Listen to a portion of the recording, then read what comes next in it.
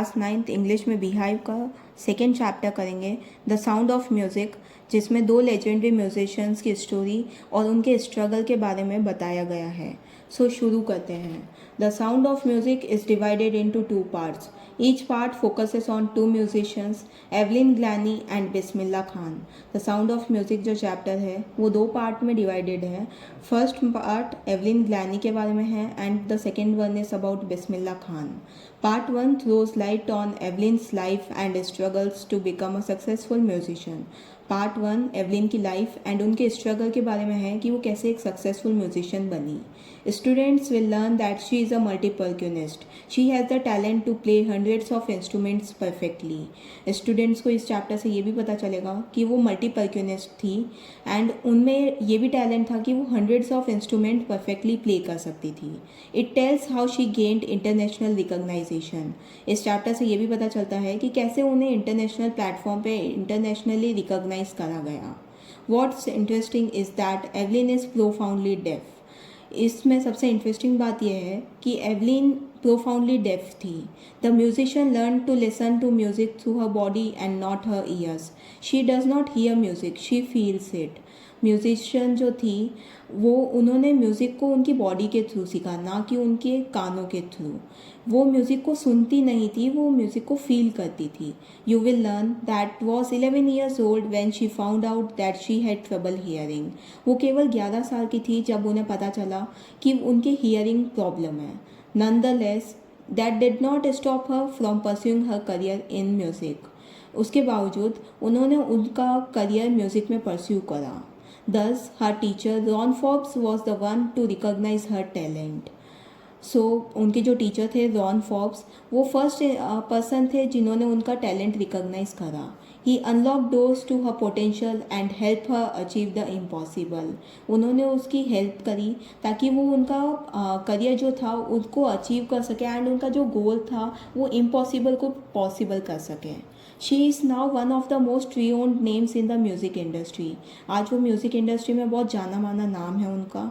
She has many accolades and awards to her name and serves as a great inspiration to the specially abled community. आज उनके नाम पे बहुत सारे accolades and awards भी हैं एंड स्पेशली एबल्ड कम्युनिटी में एज अ ग्रेट इंस्पिरेशन जानी जाती है। Next comes part second. अब पार्ट सेकेंड की तरफ मूव करते हैं, where we learn about Bismillah Khan as well as the origin of shehnai, जहाँ हम बिस्मिल्ला खान और शहनाई का ओरिजिन कैसे हुआ ये जानेंगे। It was Bismillah Khan who popularized this instrument and took it to the world stage. वो बिस्मिल्ला खान थे जिन्होंने इस इंस्ट्रूमेंट को बहुत पॉपुलराइज्ड बनाया एंड वर्ल्ड स्टेज पर लेकर गए। He broke the myth of shehnai not being capable of creating independent tunes. उन्होंने इस मिथ को भी तोड़ा कि शहनाई बहुत सारी इंडिपेंडेंट ट्यून्स को क्रिएट नहीं कर सकती। He came from a family of musician. वो एक म्यूजिशियंस की फैमिली से बिलोंग करते थे। Further Bismillah Khan had a very secular upbringing. उनकी अपब्रिंगिंग जो थी वो बहुत सेक्युलर एनवायरनमेंट में हुई थी। He grew up practicing on the banks of river Ganga.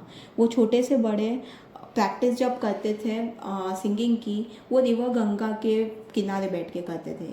He went to the mosque as well as the temple. वो मॉस्क्यू भी जाते थे लेकिन वो उसके साथ ही साथ टेम्पल भी जाया करते थे।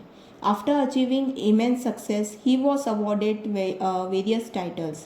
आफ्टर इमेंस सक्सेस के बाद भी उन्हें बहुत सारे टाइटल्स से अवार्ड करा गया। He also receives the highest civilian award in India, the Bharat Ratna. उनको हाईएस्ट सिविलियन अवार्ड से भी नवाजा गया, द भारत रत्न से। In addition to that he has won all 3 awards. उसके साथ ही उन्हें ये 3 अवार्ड्स भी दिए गए थे, Padma Bhushan, Padma Shri and Padma Vibhushan. Interestingly, he was the first person to be invited to play Shehnai at the Red Fort in 1947 while greeting independent India. जब भारत आज़ाद हुआ था तब वो फर्स्ट पर्सन थे जिन्हें इनवाइट करा गया शहनाई प्ले करने के लिए रेड फोर्ट में 1947। Most importantly he represented India on the international stage as well. उन्होंने इंडिया को इंटरनेशनल स्टेज पे भी रिप्रेजेंट करा। An auditorium in Tehran is also by his name. Tehran जो कि ईरान में है, वहाँ उनके नाम पर एक ऑडिटोरियम भी है। Moreover, despite many opportunities, Bismillah Khan never left his hometown Varanasi. Many opportunities होने के बावजूद भी बिस्मिल्लाह खान ने कभी भी उनके होम टाउन वाराणसी को छोड़ा नहीं. He dedicated his life to music and passed away in 2006. उन्होंने उनकी लाइफ को म्यूज़िक को डेडिकेट करा था एंड वो गुजर गए थे 2006 में. Thank you. Do like, share and subscribe. Hit the bell icon for more educational videos.